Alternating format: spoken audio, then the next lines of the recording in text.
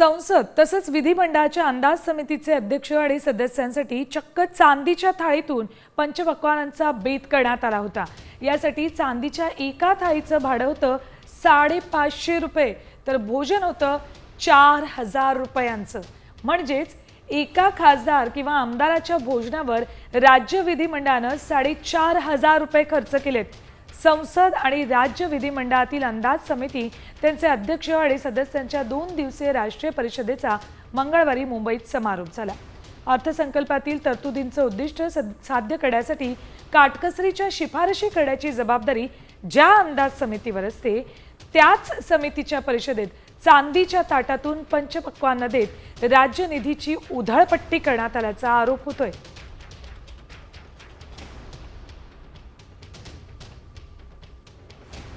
बघा काय मेनू होता। चिकन किमा पॅटीस, कोथिंबीर वडी, काळा वटाणा उसळ, दही वडा, मालवणी चिकन, घावणे, पुरी, मटण बिर्याणी, व्हेज बिर्याणी, पुरणपोळी, बादशाह फालुदा।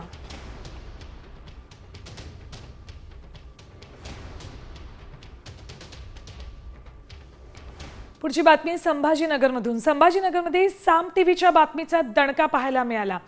एमडी ड्रग्ज प्रकरणातील आरोपीला पोलिसांनी बिर्याणीचा पाहुणचार केला होता। त्यानंतर साम टीव्हीनं बातमी दाखवताच 3 पोलिसांचं निलंबन करण्यात आलंय। वाळूज MIDC परिसरात एमडी ड्रग्जचा साठा जप्त करण्यात आला होता। या गंभीर गुन्ह्यातील मुख्य आरोपी बबनबाईला पोलिसांनी बिर्याणी खाऊ घातल्याचा व्हिडिओ समोर आलेला।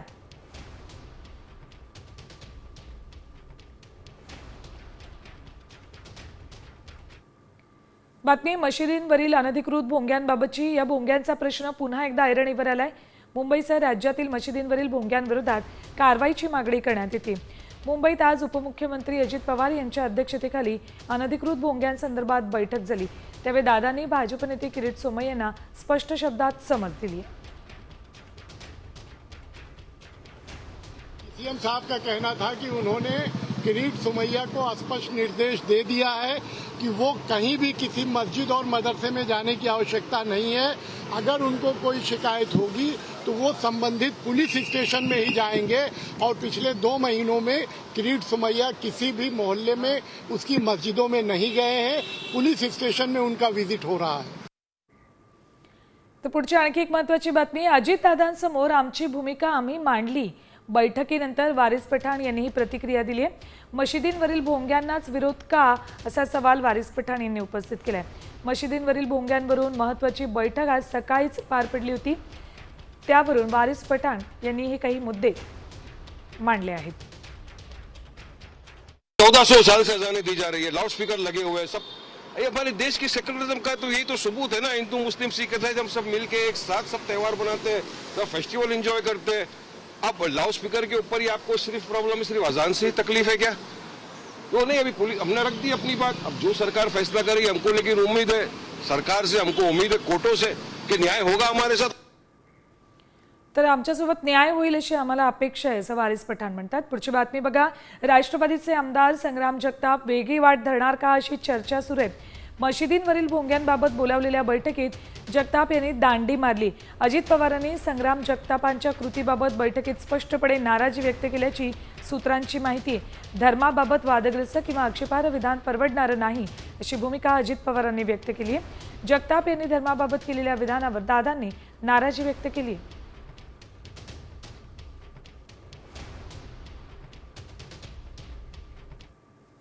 बातमी भाजपमधून। पुण्यातले भाजपचे शहर महामंत्री प्रमोद कोंढरे यांना पक्षानं पदमुक्त केले। कोंढरे यांच्यावर महिला पोलीस अधिकाऱ्याचा विनयभंग केल्याप्रकरणी गुन्हा दाखल करण्यात आलाय। त्यांनी काल आपल्या पदाचा राजीनामा दिला होता। त्यांचा राजीनामा पक्षानं स्वीकारलाय।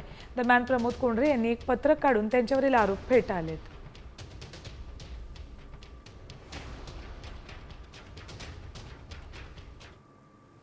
बातमी राष्ट्रवादी काँग्रेसमधून। पक्षातील माजी आमदार नाराज असल्याची माहिती सूत्रांकडून मिळते।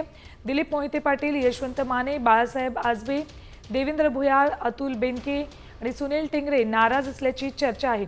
पक्षाकडून कुठलीही जबाबदारी दिली जात नसल्याची खंत त्यांच्याकडून व्यक्त केली जाते अशी माहिती सूत्रांनी दिली आहे। तर कुठल्याही बैठकीलाही बोलावलं जात नाही अशी ही तक्रार यावेळेला या सगळ्यांनीच केली अशी माहिती सूत्रांनी दिली आहे.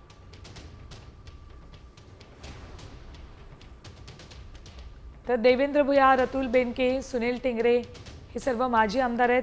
नाराज आहेत ते अजित पवार गटात अशी माहिती सूत्रांकडून मिळते. दिलीप मोहिते पाटील, यशवंत माने आणि बाळासाहेब आजबे ही नाराज आहेत. कुठल्याही बैठकीला त्यांना बोलावलं जात नसल्याची ही खंत या सर्व आमदारांनी, माजी आमदारांनी व्यक्त केली आहे.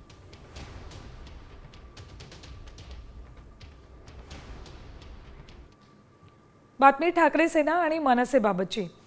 ठाकरे सेना मनसे युती पार्श्वभूमीवर मोठी घडामोड समोर येते, ती म्हणजे पत्रकार परिषदेबाबतची. राज्यात गेल्या काही काळापासून मनसे आणि उद्धव बाळासाहेब ठाकरे पक्षाच्या युतीबाबत चर्चा सुरू आहे. दोन्ही बाजूंनी याबाबत सकारात्मक प्रतिसाद मिळालाय. त्यानंतर आता मनसे आणि ठाकरे सेनेचे महत्त्वाचे नेते आज पत्रकार परिषद घेणार आहेत. अरविंद सावंत आणि नितीन सरदेसाई ही पत्रकार परिषद घेतील. त्यामुळे आता हे दोन्ही मोठे नेते काय बोलणार याकडे सगळ्यांचं लक्ष आहे.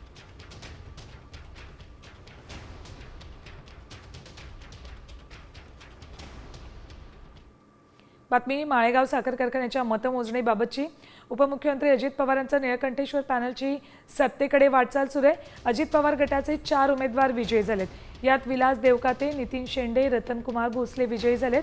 दुसरीकडे चंद्रराव तावरे यांच्या सहकार बचाव पॅनलचे 4 उमेदवार आघाडीवर आहेत. यात स्वतः चंद्रराव तावरे, रणजित खलाटे, वीरसिंह गवारे, राजश्री कोकरे आघाडीवर आहेत. याआधीच उपमुख्यमंत्री अजित पवारांना विजयी घोषित करण्यात आले.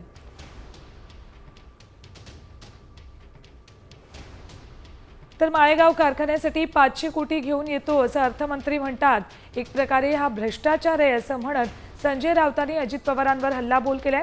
फडणवीसांनी या संदर्भात चौकशी करावी असंही राऊतांनी म्हटलंय. माळेगाव कारखान्याला आपण 500 कोटी रुपये द्यायचं जे वचन दिलेलं आहे निवडणुकीच्या आधी, एका कारखान्याला माळेगाव कारखाना निवडणुकीत जिंकता यावं हा भ्रष्टाचार आहे, हे करप्शन आहे, ही लालूच आहे. मी 500 कोटी रुपये घेऊन येतो हे राज्याचा अर्थमंत्री सांगतोय एका कारखान्यासाठी आणि मला मतं द्या सांगतोय. ह्याच्यावरती कायद्यानं कारवाई व्हायला पाहिजे. हा भ्रष्टाचार आहे. देवेंद्र फडणवीस, अजित पवारांना जाब विचारा, कारवाई करा त्यांच्यावर. बातमी मराठा आरक्षणाबाबतची.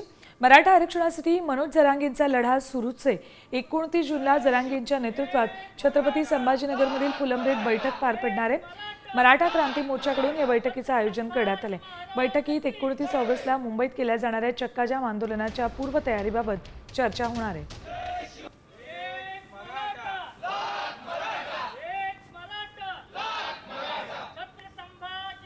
29 जूनला आंतरवाली सराटी येथे मनोजदादा जरांगे पाटील यांनी एक राज्यव्यापी मीटिंग लावलेली आहे. कारण की 29 ऑगस्ट रोजी सगळे मराठे हे मुंबईला जाणार आहे मराठा आरक्षणाच्या याच्यासाठी, अंतिम टप्प्याच्या लढाईसाठी.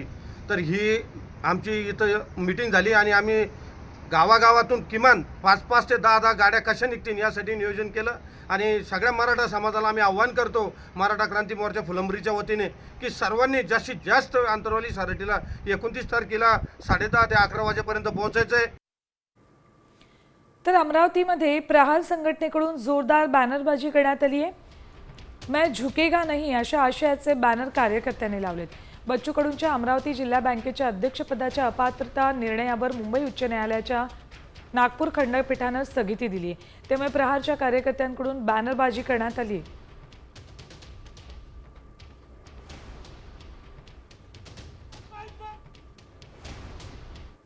बातमी मुंबईतल्या मेट्रोबाबतची. काल संध्याकाळी बोरिवलीत देवीपाडा मेट्रो स्टेशनखाली बसला आग लागल्यामुळे आगीचे लोट मेट्रो स्टेशनवर पसरले. याच आगीच्या धुराचे लोट थेट मेट्रोत सुद्धा गेल्याचा व्हिडिओ आता समोर आलाय. मेट्रो स्टेशन बाहेर मोठी आग लागली तरीही मेट्रो देवीपाडा स्टेशनवर थांबली आणि दरवाजे उघडले. या सर्व प्रकारामुळे मेट्रोत प्रचंड धूर झाला. आपत्कालीन परिस्थिती निर्माण झाली होती असं ट्विट एका प्रवाशानं करत मेट्रो प्रशासनाला जाब विचारलंय.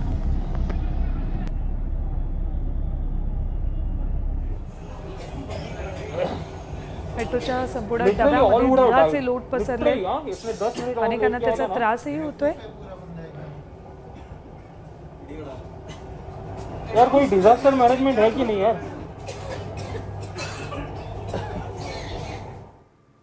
बातमी अहिल्यानगरमधून. आरोपीची मिरवणूक काढण्यात आलेली आहे. खून प्रकरणातला आरोपी तात्पुरत्या जामिनावर सुटला. त्यानंतर त्याच्या समर्थकांनी मिरवणूक काढली। या प्रकरणी सागर भिंगार दिवेसह 80 समर्थकांविरोधात गुन्हा दाखल झालाय। बहुचर्चित रेखा जरे हत्याकांड प्रकरणात सागर आरोपी आहे। समर्थकांनी पोलिसांसमोर त्याला खांद्यावर घेऊन मिरवणूक काढली, त्यानंतर त्याच्या विरोधात गुन्हा दाखल झालाय।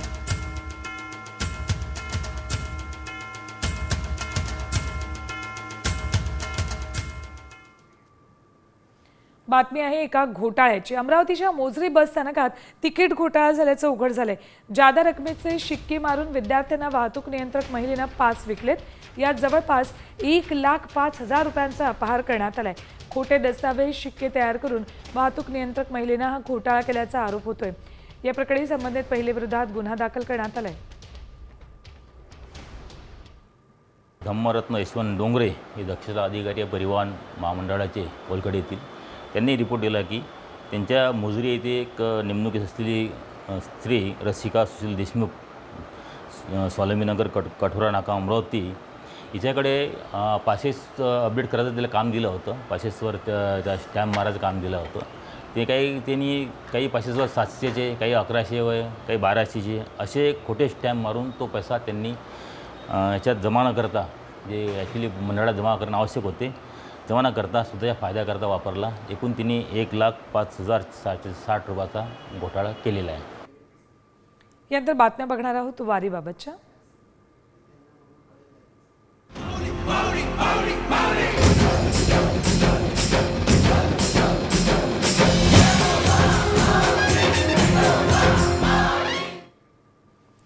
आज माऊलींची पालखी सोन्याची नगरी जेजूर इथून प्रस्थान ठेवणार आहे, तर वाल्हे गावात मुक्कामी असेल। आळंदीहून निघालेल्या माऊलींच्या पालखीनं आतापर्यंत 70 किलोमीटरचा प्रवास पूर्ण केलाय। दुसरीकडे संत तुकोबांची पालखी रोटीघाट पार करत उंडवडी गावात मुक्कामी असेल। आतापर्यंत पालखीतील वारकऱ्यांनी तब्बल 88 किलोमीटरचा प्रवास पार केलाय।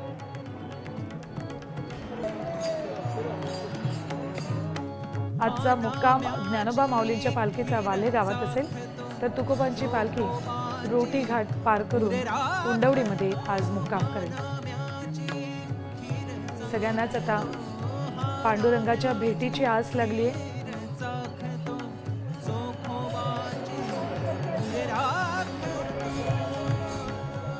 शांतीब्रह्म श्री संत एकनाथ महाराज पालखी सोहळा आज पाटोद्याहून दिघोळला प्रस्थान ठेवणार आहे आणि पालखीचा आजचा मुक्काम दिघोळमध्येच असेल। गेल्या 400 वर्षांपासून नाथांचा पालखी सोहळा पंढरीच्या आषाढी वारी सोहळ्यात सहभाग घेण्यासाठी पायी दिंडीद्वारे पंढरपूरकडे मार्गस्थ होतो।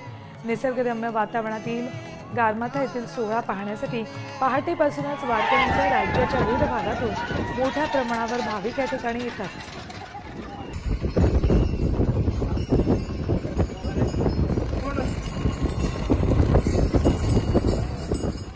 राज्यात आषाढी वारी उत्साहात सुरू असून एक पालखी पंढरपुरातून थेट लंडनला पोहोचली। 22 देशांमधून 70 दिवसांचा प्रवास करत पंढरपुरातून निघालेली वारी आज लंडनमध्ये जाऊन पोहोचली।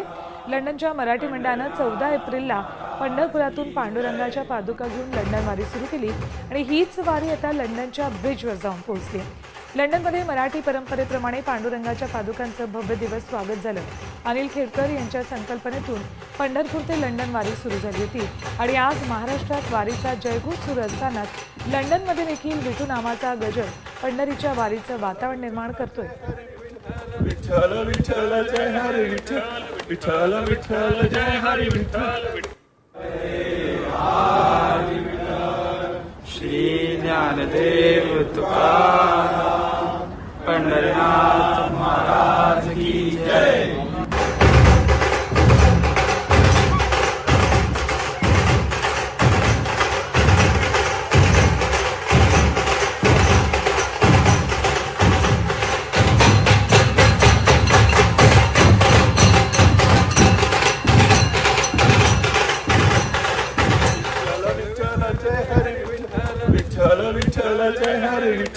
विठ्ठल विठ्ठल जय हरी विठ्ठल, विठ्ठल विठ्ठल। पंढरपूरवरून आज 17व्या दिवशी आपण लंडनला पोहोचलेलो आहोत।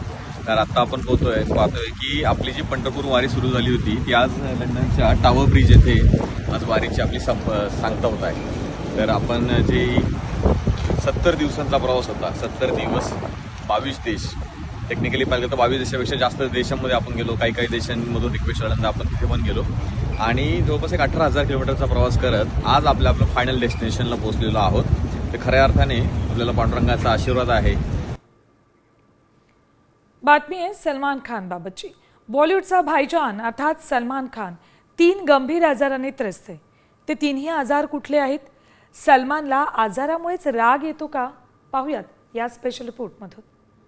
सलमान खान बॉलिवूडचा भाईजान 59व्या वर्षी सुद्धा जिम मध्ये 3 तास व्यायाम करणारा बॉलिवूडचा मॅचोमॅन, तरुणांचा स्टाईल आयकॉन, बॉलिवूडचा दबंग सुपरस्टार 60ला आलेला असला तरी त्याचं फॅन फॉलोइंग मात्र कमी होत नाही. पण बाहेरून बघताना फिट असणारा सलमान एक नव्हे तर 3 गंभीर आजारांनी त्रस्त आहे. स्वतः सलमाननंच एका कार्यक्रमात आपल्या आजारांबद्दल माहिती दिली. पसलियाँ टूट गई, राय जमनाल था, न्यूरालजिया, उसके बावजूद काम कर रहे हैं. एनरिज्म है ब्रेन में, उसके बावजूद काम कर रहे हैं. एवी मैलफॉर्मेशन है, उसके बावजूद चल रहे हैं. एक्शन, यहाँ से कूदना, वहाँ पर गिरना, चलने को नहीं हो रहा, डांस कर रहे हैं और ये सब चल रहा है. ये सब बॉलिवूडचा भाईजान असणाऱ्या सलमान खानचे 3ही आजार मेंदूशी संबंधित आहेत. या गंभीर आजारांमुळेच आपल्याला चटकन राग येत असल्याचंही सलमाननं मुलाखतीत सांगितलंय. काय आहेत सलमानचे न्यूरोलॉजिकल आजार ते पाहूया. ब्रेन एन्युरिझम, मेंदूतील रक्तवाहिनीमध्ये फुगवटा तयार होतो. एबी मॅलफॉर्मेशन, शरीरातील केश नलिकांना वगळून रक्तप्रवाह थेट धमन्या आणि शिरांमध्ये जातो. ट्रायजेमिनल न्यूरॅल्जिया या आजारात चेहऱ्याच्या स्नायूंमध्ये अचानकपणे तीव्र वेदना होतात. ट्रायजेमिनल न्यूरॅल्जिया म्हणजे मेंदूमध्ये ज्या 12 नसा आहेत ज्या डायरेक्टली मेंदूपासून बाहेर पडतात, त्यातली 5 नंबरची नस म्हणजे त्याचं नाव आहे ट्रायजेमिनल नस. आणि जेव्हा त्या नसेला एखादी रक्तवाहिनी किंवा रक्तवाहिनीचा फुगा जर त्याला दाबत असेल, जसं आपल्या हृदयाचे ठोके असतात ठक ठक ठक, जर ते त्याला ठोके लागत असेल तर त्यामध्ये असंख्य प्रमाणामध्ये एका चेहऱ्याच्या एका साईडला खूप जास्त दुखतो. अजूनही लाखो दिलांची धडकण असणाऱ्या सलमान खानला हे आजार असल्याचं पहिल्यांदाच समोर आलंय. साहजिकच त्याच्या चाहत्यांसाठी हा मोठा धक्का आहे. पण या आजारांना घाबरून जाईल तो सलमान कसला? कारण त्याचाच डायलॉग सांगायचा झाला, हर वो आदमी जो अपनी जिंदगी में एक बार डर के आगे जीत गया वही सुल्तान है. ब्युरो रिपोर्ट, साम टीव्ही न्यूज.